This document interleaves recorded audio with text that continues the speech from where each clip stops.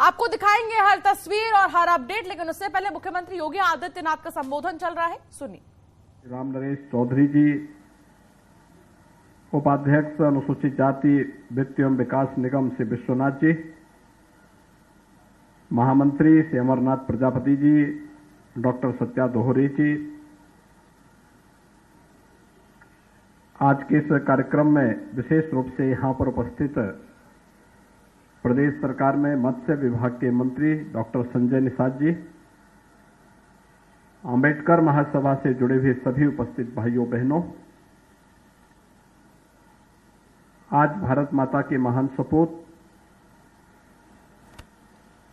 स्वतंत्र भारत के संविधान के शिल्पी भारत रत्न बोधिसत्व बाबा साहब डॉक्टर भीमराव अंबेडकर जी का पावन जन्म जयंती है। इस अवसर पर आप सभी को और पूरे प्रदेशवासियों को मैं हृदय से बधाई देता हूं। हम सब जानते हैं कि सैकड़ों वर्षों की गुलामी की जो विकृतियां किसी भी समाज में आती हैं, भारतीय समाज उससे अछूता नहीं था। और उस कालखंड में उस कालखंड में पूरे देश के दमित, शोषित, पीड़ित मानवता की आवाज, देश की आजादी के आंदोलन बने थे बाबा साहब डॉक्टर भीमराव अंबेडकर। वो न केवल भारत के लिए बल्कि दुनिया के हर पीड़ित, शोषित और वंचित की आवाज बने। दुनिया का सबसे बड़ा संविधान, दुनिया के सबसे बड़े लोकतंत्र को देकर के बाबा साहब डॉक्टर भीमराव अंबेडकर ने एक नए युग का सूत्रपात किया। हम सब जानते हैं बाबा साहब भीमराव अंबेडकर ने दुनिया के प्रतिष्ठित विश्वविद्यालयों से उच्च शिक्षा की डिग्री हासिल की, लेकिन उस सब के बावजूद उन्हें उन विकृतियों और सामाजिक कुरीतियों का सामना करना पड़ा जो भारतीय समाज को सदैव कमजोर करती रही। लेकिन उन सब की परवाह के बगैर उन्होंने जीवन का लक्ष्य हर वंचित, हर पीड़ित, हर दलित की आवाज बनकर के उसे अपनी आवाज की धार देकर के उस लड़ाई को आगे बढ़ाने का जो निर्णय लिया, आज उसी का परिणाम है कि पूरा देश बाबा साहब डॉक्टर भीमराव अंबेडकर जी के प्रति सदैव कृतज्ञ भाव से उन्हें नमन करता है, उनका स्मरण करता है। आज केवल भारत ही नहीं, दुनिया के अंदर जहां कहीं भी किसी पीड़ित और दलित को, दमित को आवाज देनी हो, बाबा साहब भीमराव अंबेडकर एक प्रकाश पुंज के रूप में उन लोगों के सामने एक उदाहरण होते हैं। और इसीलिए देश के यशस्वी प्रधानमंत्री आदरणीय श्री नरेंद्र मोदी जी ने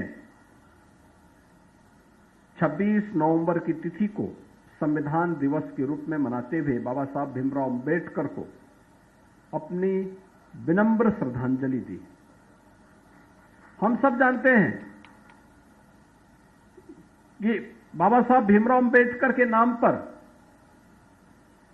राजनीति बहुत सारे लोगों ने की होगी, लेकिन उनसे जुड़े हुए प्रमुख स्थलों को तीर्थ के रूप में विकसित करने का कार्य प्रधानमंत्री मोदी जी ने किया।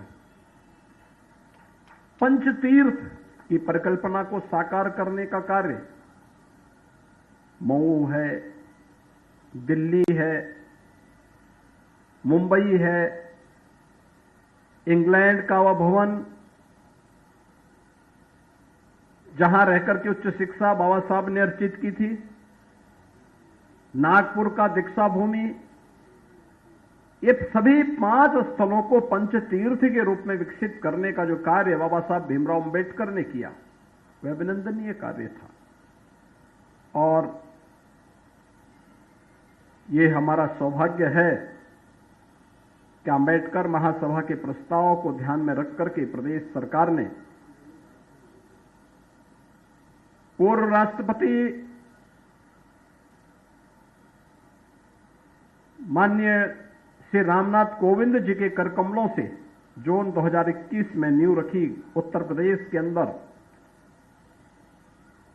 बाबा साहब भीमराव अंबेडकर स्मारक और सांस्कृतिक केंद्र आज वो बनने के अंतिम चरण में चल रहा है।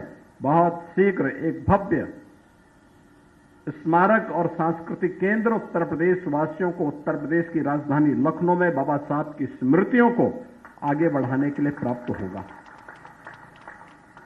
बाबा साहब भीमराव अंबेडकर की इन शिक्षाओं को वास्तव में हर गांव, हर गरीब, हर किसान, हर वंचित, हर दलित, हर शोषित व्यक्ति तक पहुंचाने का कार्य ईमानदारी से किसी ने किया तो वो नाम है प्रधानमंत्री मोदी। मोदी जी ने हर एक तबके तक इन योजनाओं को पहुंचाने का काम किया, बिना भेदभाव के पहुंचाने का काम किया। आज जब गरीब को,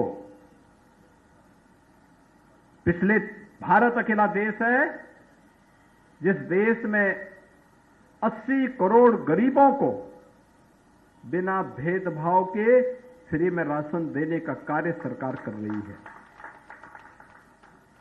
करोड़ों लोगों को सिर ढकने के लिए आवास उपलब्ध कराया जा रहा है। 10 करोड़ से अधिक गरीबों को एक शौचालय उपलब्ध करवाया गया। 4 करोड़ से अधिक गरीबों को विद्युत के निःशुल्क कनेक्शन उपलब्ध करवाए गए। 8 करोड़ से अधिक गरीबों के लिए उज्ज्वला योजना के निःशुल्क कनेक्शन उपलब्ध करवाए गए। 50 करोड़ गरीब देश के अंदर प्रधानमंत्री आयुष्मान भारत की सुविधा का लाभ ले रहे हैं और करोड़ों लोगों को जिस जमीन पर उनकी झोपड़ी है, उनका मकान है, उसका मालिकाना अधिकार देने का काम भी पीएम स्वामित्व योजना के अंतर्गत किसी ने किया तो प्रधानमंत्री मोदी जी ने किया है। ये वास्तव में मानवता की सेवा का कार्य है। बिना भेदभाव के शासन की योजना का लाभ हर गरीब तक पहुंच जाए, हर दलित तक पहुंच जाए, हर वंचित तक पहुंच जाए। ये केवल एक नारा नहीं बल्कि योजनाओं का लाभ उस तक पहुंचे, ये एक हकीकत भी बने और उसे हकीकत में बदलने का काम अगर किसी ने किया है तो आजादी के बाद ईमानदारी से कार्य किया है प्रधानमंत्री मोदी जी ने। और इसीलिए जब हम यहां पर आए हैं अंबेडकर महासभा, कुछ दिनों के बाद इसके पास अपना एक भव्य स्थान होगा। लेकिन भाइयों बहनों, मैं धन्यवाद दूंगा डॉक्टर लालजी प्रसाद निर्मल जी को और उनकी पूरी टीम को। जब बाबा साहब भीमराव अंबेडकर का शताब्दी महोत्सव मनाया जा रहा था तब उन्होंने एक छोटे से स्थान से इस कार्यक्रम का शुभारंभ किया 1991 में। याद करिए 1891 बाबा साहब भीमराव अंबेडकर की जयंती है, उनका जन्म हुआ था। 14 अप्रैल 1891, ठीक 100 साल के बाद लखनऊ में 14 अप्रैल 1991 को यहां पे बाबा साहब भीमराव अंबेडकर के कार्यक्रम का शुभारंभ यहां पे अंबेडकर महासभा के द्वारा प्रारंभ किया गया। और एक कार्यक्रमों की जो श्रृंखला प्रारंभ हुई, 2 पूर्व राष्ट्रपति यहां पर आए। श्री के.आर. नारायण जी जब देश के उपराष्ट्रपति थे, बाद में राष्ट्रपति भी, उनका आगमन यहां पर हुआ। श्री रामनाथ कोविंद जी राष्ट्रपति के रूप में, राज्यपाल के रूप में उनका कई बार यहां आगमन हुआ। प्रधानमंत्री के रूप में आदरणीय श्री नरेंद्र मोदी जी का आगमन होता है। श्री वीपी सिंह जी का यहां आगमन होता है। राज्यपाल के रूप में कई बार श्री राम नाईक जी का यहां पर आगमन होता है। देश का कोई भी बड़ा ऐसा नेता नहीं जिन्होंने अंबेडकर महासभा के कार्यक्रम में भाग लेकर के बाबा साहब भीमराव अंबेडकर के प्रति यहां नमन न किया हो। श्रीमती सविता अंबेडकर जी स्वयं यहां पर आई और वास्तव में गरीबों की आवाज को एक नई गति देने के लिए अंबेडकर महासभा ने जो कार्य किया, आज उसी का परिणाम है कि राज्य सरकार ने निर्णय भी लिए, जिस गरीब के पास जमीन का पट्टा नहीं, सरकार उन्हें जमीन का पट्टा उपलब्ध करवाएगी। सरकार ने युद्ध स्तर पर इस कार्यक्रम को आगे बढ़ाया।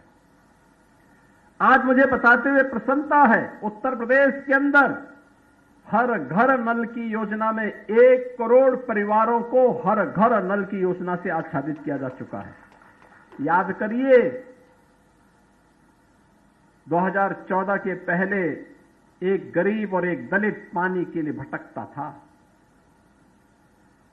दबंग लोग पानी नहीं पीने देते थे। इंडिया मार्क का हैंडपंप सरकार के पैसे से लगता था, कुछ लोग उसमें काबिज हो जाते थे। आज तो